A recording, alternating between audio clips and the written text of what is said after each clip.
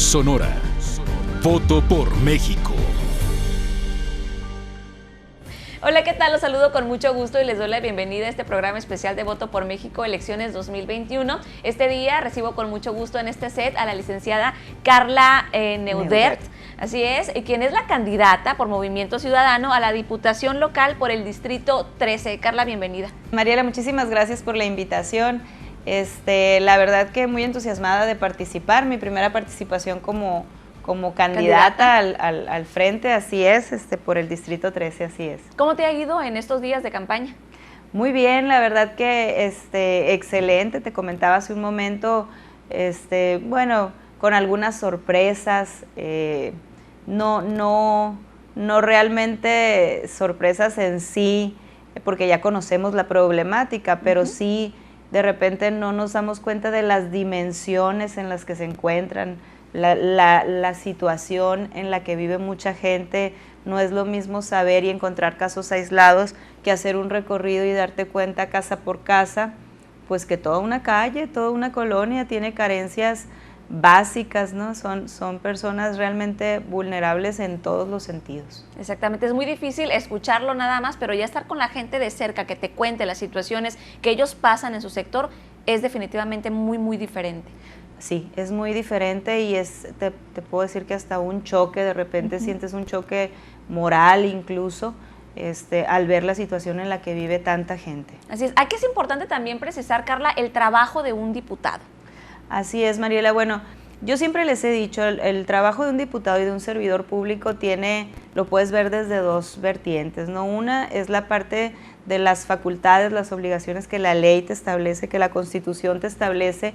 En el caso de un diputado, pues es legislar, hacer reformas, iniciativas, modificaciones a la ley, aprobar el presupuesto de ingresos, el presupuesto de egresos, la cuenta pública, algunos nombramientos, pero también tenemos una obligación moral con la gente, todos quienes salimos a pedir el voto y a poner nuestra cara y decir confía en mí, bueno, ahí tenemos también una obligación moral con la gente que debe ser, yo creo que de lo principal, que tenemos que estar bien comprometidos y bien conscientes quienes salimos a pedir el voto, ¿no? Así es. Y esa obligación moral, ética, es de regresar, pero no regresar físicamente, sino regresar a cumplir con lo que tú ya le prometiste, que es una de las cosas pues que más nos reclaman en la calle, que la gente vamos, pedimos el voto y pues ya no volvemos. Incluso ahora nos dijeron varias personas que hasta los desconocieron, ¿no? Quienes trabajaron a un lado de un candidato, al momento de llegar al poder, pues ya ni siquiera se acuerdan que trabajaron y que pidieron el voto a favor de. Entonces, la gente, como te decía, sí está muy enojada, pero también está muy triste, muy decepcionada. Sí hay un descontento, pero más una apatía, ¿no?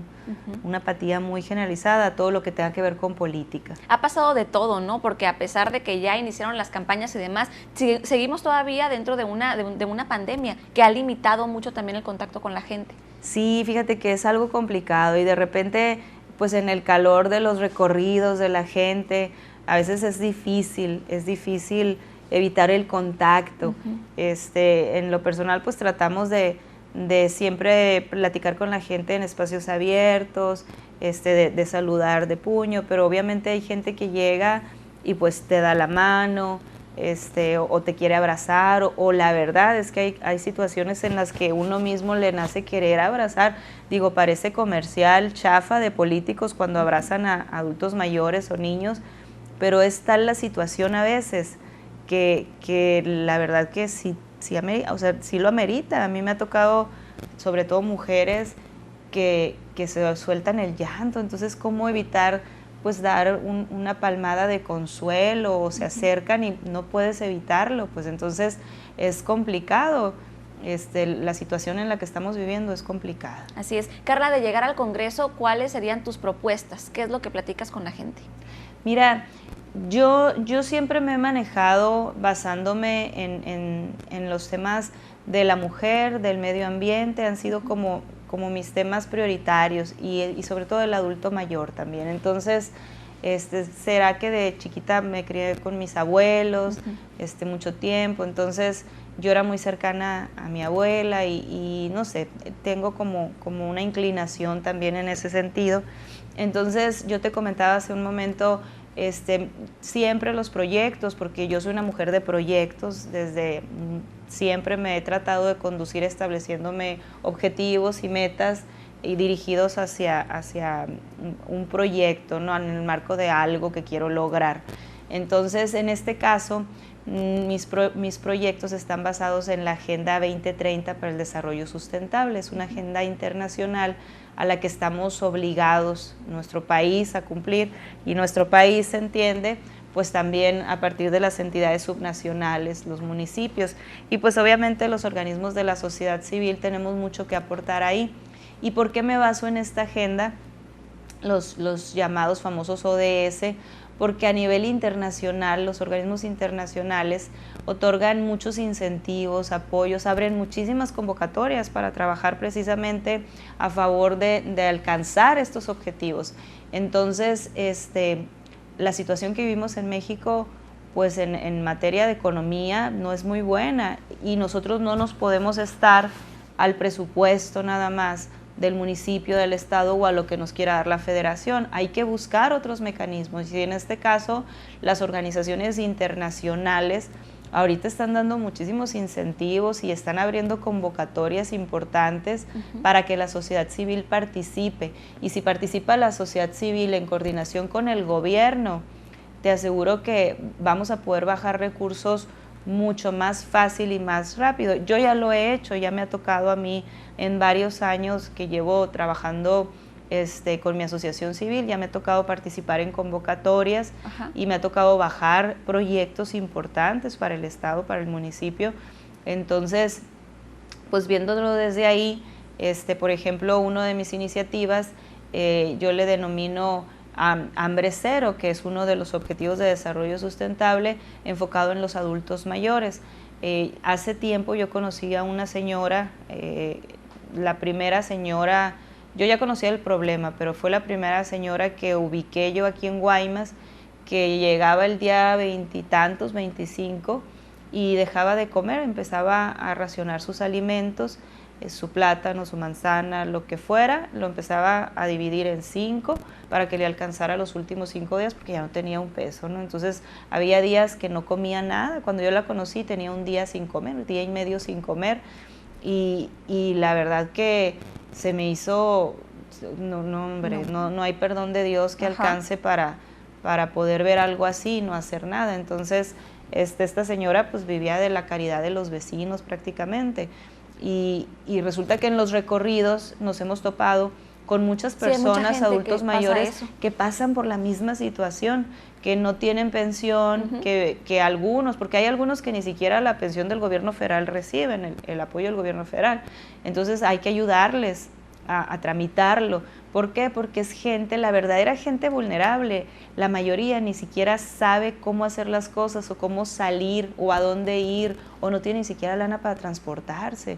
Entonces, pues, ¿cómo le hace? Pues se queda sin nada y viven de la caridad, de la buena fe del vecino, que también hay muchas almas generosas aquí en Guaymas, déjame decirte. Entonces, pues nos hemos topado con muchos casos así. Y entonces uno de mis proyectos es establecer precisamente un programa como una política pública ya que deberíamos de implementar la mayoría de las administraciones municipales, y el Congreso, a través del Congreso, etiquetar recursos específicamente para eso.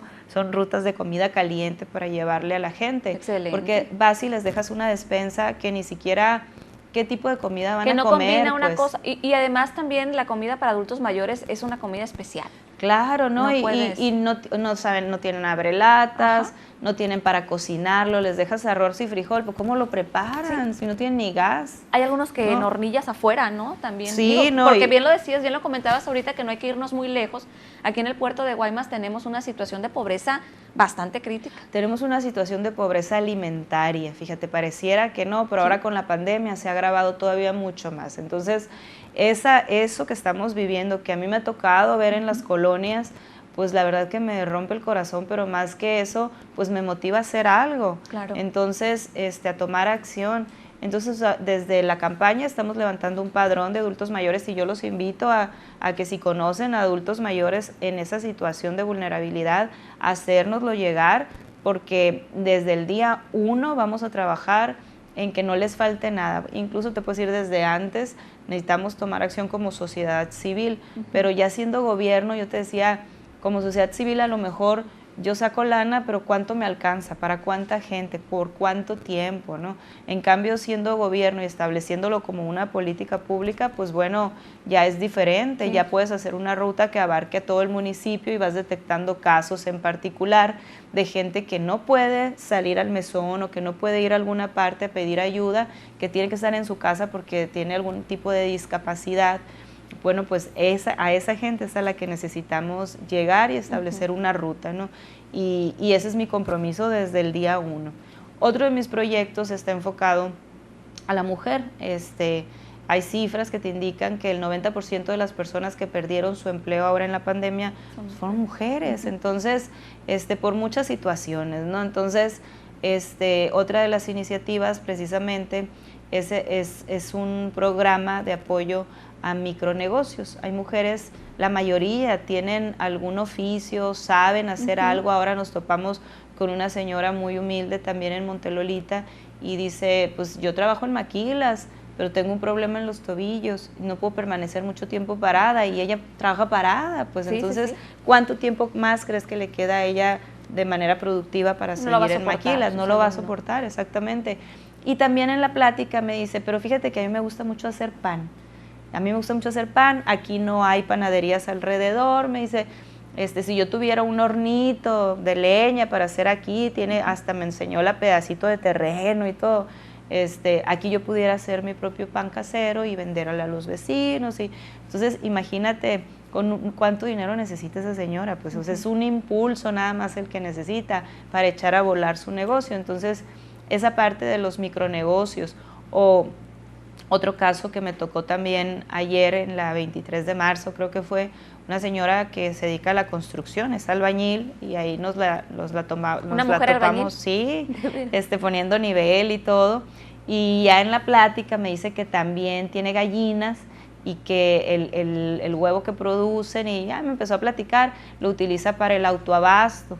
Cuando le sobra, pues lo vende, ¿no? Entonces, qué padre también poderle ayudar a esta señora, porque también está a un paso de ser adulto mayor ya, y no va a poder continuar como albañil, que ella le aprendió a su pareja, y siendo su ayudante, ella se levantaba muy temprano a hacer lonche para los dos, y ahí fue aprendiéndole, y entonces ahora ella ya hizo su cocina, puso el piso, quiere vender una casa y la está arreglando ella misma, ¿no? Es lo que estaba haciendo. Y entonces te digo, necesitan nada más ese impulso, un apoyo para poder hacer crecer su negocio, darlo a conocer, o simplemente poner a hacer algo de lo que ya es buena haciendo y lo puede convertir en negocio, un hobby, algo que ya hace normalmente, pero transformarlo en un micronegocio. Ese es otro. Y impulsar una ley de recuperación de espacios públicos también. Muy importante aquí. Sí, totalmente, y sobre todo ya establecerlo como ley, porque tenemos muchos espacios deportivos, muchas áreas verdes abandonadas, ¿no? Pero si nosotros le damos forma, estructura, obligamos a las autoridades municipales, y sobre todo tenemos un fondo etiquetado basado en esa ley para la recuperación de espacios, bueno, pues ya va a ser otro tema importante, ¿no? ¿Tienes un conteo de los espacios que hay aquí en Guaymas? Pues fíjate que lo estamos realizando, tenemos varios, y estamos levantando el censo, así como de los adultos mayores. Estamos levantando un censo de cuáles son los lugares en donde pudiéramos poner área deportiva, juegos, diferentes, hay diferentes cuestiones que se pueden hacer en cada área verde. Incluso hay lugares que estamos nosotros considerando como ecocentros comunitarios.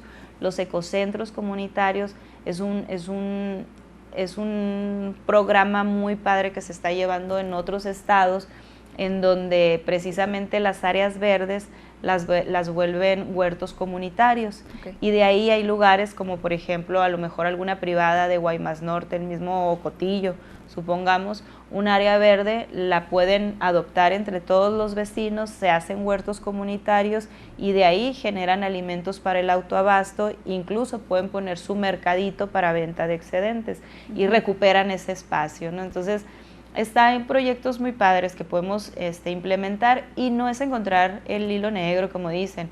Todos esos proyectos, todas esas iniciativas ya se manejan en otros estados o en otros países. Sí. Es cuestión de saber que ahí están para jalarlos, implementarlos aquí de acuerdo a las necesidades propias, ¿no? Y yo creo que a mucha gente le va a llamar la atención todo esto, Carla, porque definitivamente primero vemos a muchos ancianos en el abandono, eso es una realidad.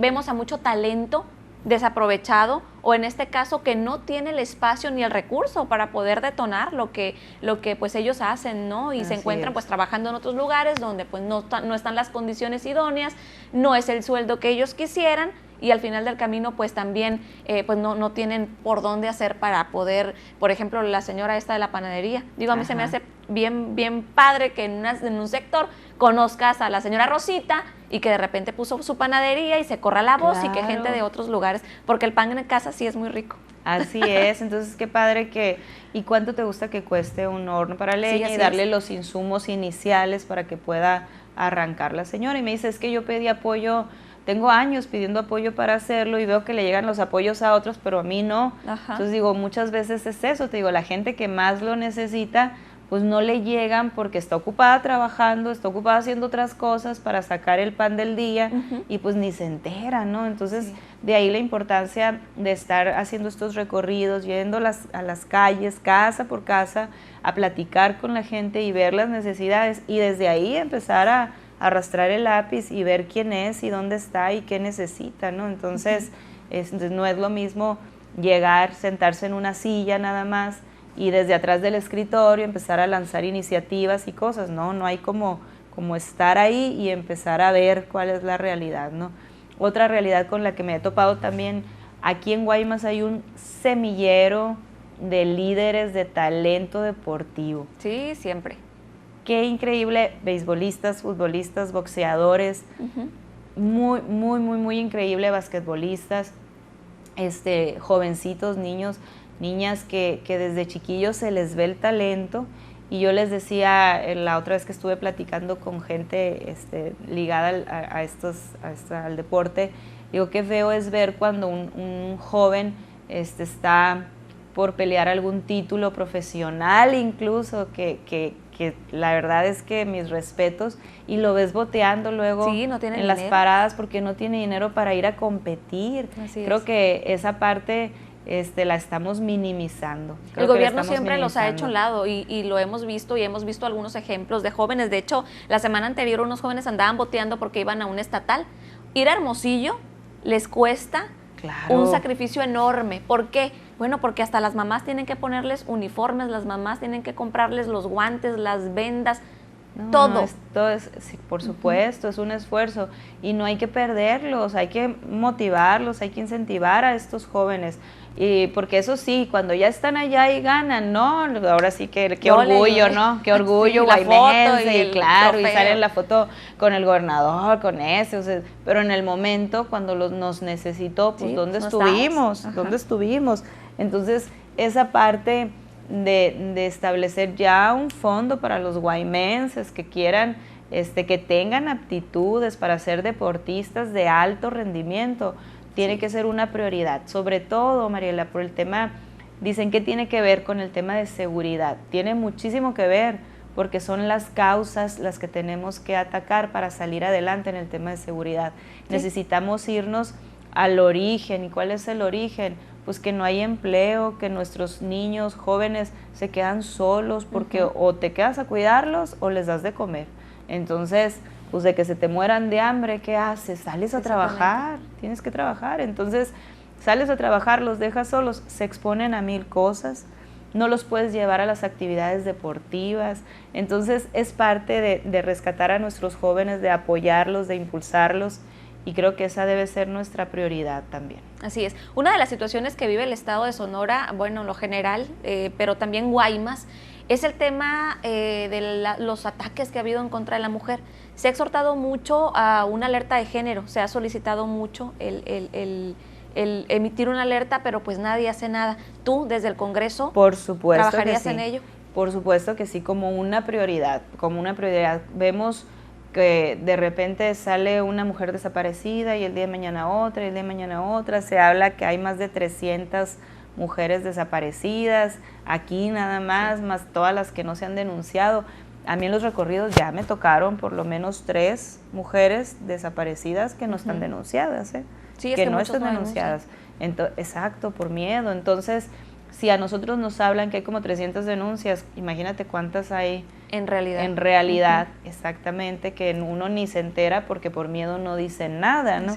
Entonces, por supuesto que va a ser, y no nada más son, fíjate, hay muchos indicadores antes, muchas cosas que nos dicen, esto puede pasar, ¿no? Desde el tema de violencia intrafamiliar, violencia en el noviazgo, acoso, hay muchos indicadores antes de que una mujer le suceda un feminicidio que las maten. Hay muchas cosas antes y hay muchas mujeres, Mariela, te lo puedo asegurar, que pidieron ayuda, que fueron a la agencia del Ministerio Público a querer denunciar. Y nadie las atendió, y nadie las atendió, en las tiraron a locas. Ahorita no tengo tiempo porque mis prioridades son otras. Entonces, esa es la parte que también me interesa mucho. Ser esa voz de decir, no te pelaron, a ver, ¿no? Entonces, tiene que haber sanciones para los servidores públicos también. O sea, el ser servidor público es una responsabilidad tan grande que si no la llevas a cabal cumplimiento, por supuesto que te tienen que sancionar. ¿O te tienes que ir? Te tienen que correr, por supuesto, también, pero aparte que te corran, te tienen que castigar. Para que no se te olvide, para que no se te olvide, claro. Es que estás al frente, no es un privilegio ser servidor público. Es una responsabilidad muy grande. Es una responsabilidad muy grande. Una mujer que va y te pide ayuda en la dependencia en la que estés, es tu responsabilidad ayudarla, orientarla, decirle, cuidarla, oye, es inconcebible lo que está pasando, porque a mí ya me tocó denunciar a autoridades que no cumplieron con su chamba. ¿Y qué pasó? Nomás las cambian de adscripción y ya. Sí. Y van a hacer lo mismo otros lugares. Por supuesto, claro. Y ahorita y en mis recorridos y en todos lados siempre me topo con alguna mujer que me pide ayuda para algo y en muchas ocasiones las quieres ayudar, pero las autoridades no te hacen caso, no te hacen caso. Entonces, por el nivel en el que estás, porque eres un ciudadano común y corriente, ¿no? Pero desde una situación de poder en donde tienes la voz más fuerte, vamos a asumir, tienes una voz más fuerte, donde vas a ser escuchado realmente, bueno, pues ahí es en donde tenemos que aprovechar las mujeres que llegan a donde está en la toma de decisiones, en donde realmente das una instrucción y se tiene que cumplir porque si no hay consecuencias. Bueno, creo que esos espacios no han sido bien aprovechados. Y es momento de que se haga. Por supuesto que sí. La alerta de género, ¿desde cuándo se tuvo que haber implementado aquí en Sonora? Y te dicen, no, pero es que se están llevando otros mecanismos. No. Yo creo que ocupan otras 100,000 denuncias más, no sé para qué. Sí, porque definitivamente están viendo el problema y no hacen nada, y eso es muy desesperante, porque por eso se pierde la confianza en los funcionarios, en las autoridades, en todos. Así es, ¿no? Totalmente, porque dejamos de actuar, pero también porque no hay sanciones. O sea, el tema aquí es impunidad y corrupción. Entonces, por supuesto que tenemos que combatir la impunidad y tenemos que combatir la corrupción, y eso solo se logra con castigos ejemplares, que la gente realmente vea que si haces algo mal hay consecuencias. Así es. Ahí es en donde la gente va a empezar a creer, cuando empiece a ver que hay consecuencias, que se le escucha, que llega un ciudadano al Congreso, a la presidencia municipal y te atiende las llamadas. Porque ahorita atendemos hasta los WhatsApp, la llamada, vamos a tu casa, nos sentamos, nos tomamos el cafecito, y el día de mañana ya no supimos ni con quién nos tomamos el cafecito, ¿no? Entonces, es el día que un candidato que ganó una elección cumpla en ese sentido y se acuerde, contigo estuve en Montelolita y contigo estuve acá y pásale y te atiendo y te resuelvo tu problema. O sea, se oye como muy utópico, pero hasta ese momento la gente va a cambiar realmente hasta su estado de ánimo, te puedo asegurar, ¿no? Sí, es que sí, porque la gente necesita en quién confiar. Entonces, si tú ves un funcionario que pasa, o sea, y que nunca te cumplió, que nunca regresó, que nunca te contestó otra vez más que cuando andaba en campaña, pues, o sea, obviamente la gente tiene toda la razón en decir, pues no te pares aquí enfrente, ¿no? Por supuesto, así, y la verdad es que la gente es muy noble, Mariela, porque ahorita bien pudiéramos andar caminando y no nos abren la puerta, nos cierran la puerta de las narices o nos increpan ahí mismo y nos reclaman, y no ha sido así. La verdad es que la gente se ha portado muy decente, muy buena, con toda la paciencia del mundo, nos escucha. Aun cuando hay mucha gente que obviamente pues no nos cree y está enojada, molesta, la verdad es que han sido amables y han sido educados. A donde hemos ido se han portado muy bien con nosotros y eso es algo que también hay que agradecer, la verdad, que no nos hagan groserías, porque la verdad es que pues no, ¿cómo te diré? Estarían hasta en su derecho, pues, por todo lo que hemos vivido. Por todo lo que ha pasado, sí. Sí. Tocabas ahorita un punto bien interesante, que hablabas acerca de, pues, traer recursos para el tema ecológico.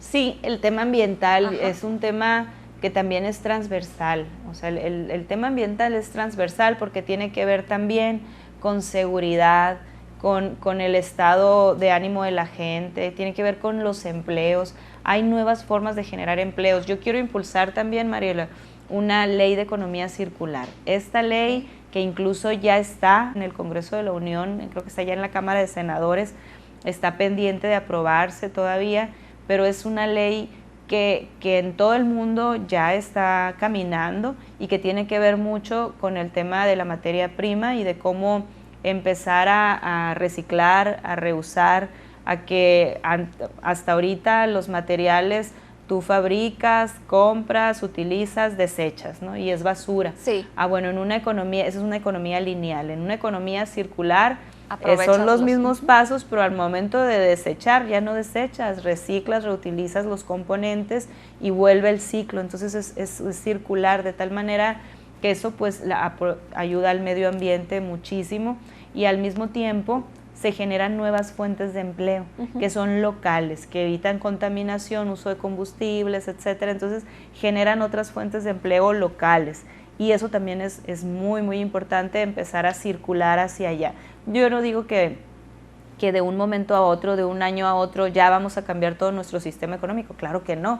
Pero necesitamos empezar a dar pasos en ese sentido, ¿no? Y en ese tiene que estar también muy sumada la ciudadanía, porque el trabajo va a empezar desde ahí, desde su casa, el separamiento de todos los... Así es que eso es lo padre de ese tipo de economías, ¿no? De ese tipo de sistemas, que empiezas a generar cultura también en la gente, a separar residuos, empiezas a ver en la separación de residuos precisamente, empiezas a ver un negocio, claro. Porque entonces sí, ya va a haber un negocio en los plásticos, vamos a suponer, al momento de reciclar los plásticos se van a tener que abrir aquí en lo local recicladoras, pero no nomás recicladoras, sino también qué se va a hacer con esos plásticos desde aquí, ¿no? Entonces empieza a haber, te digo, otro tipo de empleos, a generar empleos locales. Sí. La gente empieza a prepararse en otras cosas.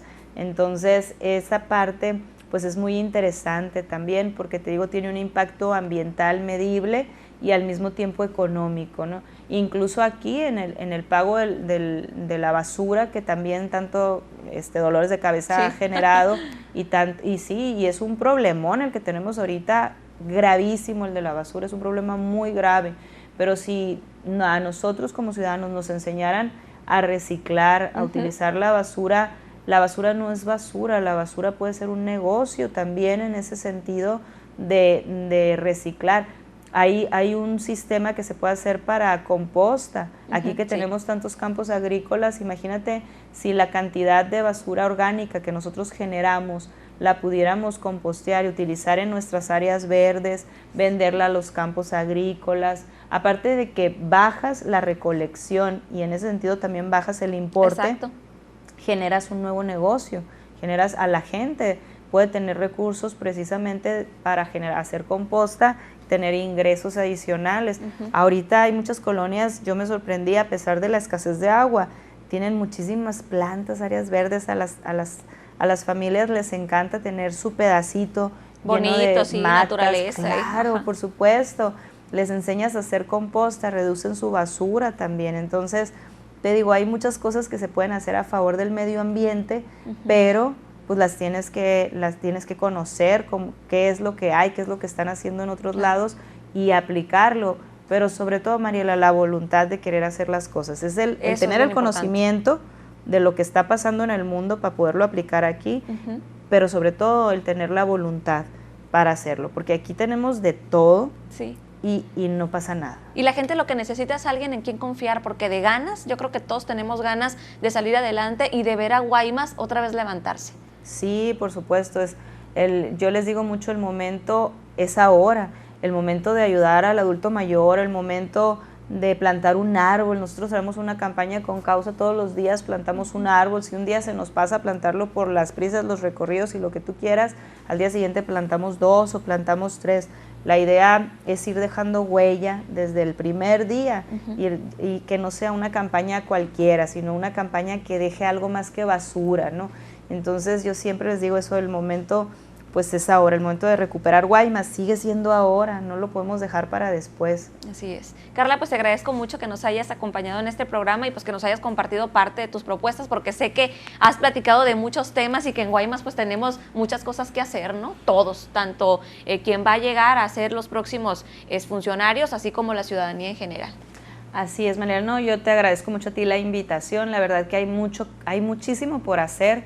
Hay muchísimas iniciativas, proyectos que podemos implementar aquí en Guaymas porque tenemos riqueza en todos los sentidos. Sí. La cosa es saber cómo traer todos esos beneficios, poderlos detonar y sobre todo motivar a la gente, que la gente crea que el cambio sí se puede dar, que las transformaciones sí se pueden dar y que tenemos que recuperar a Guaymas todos haciendo equipo. Muchísimas gracias. Muchísimas gracias. Y muchas gracias a todos ustedes por habernos acompañado en este programa Voto por México Elecciones 2021.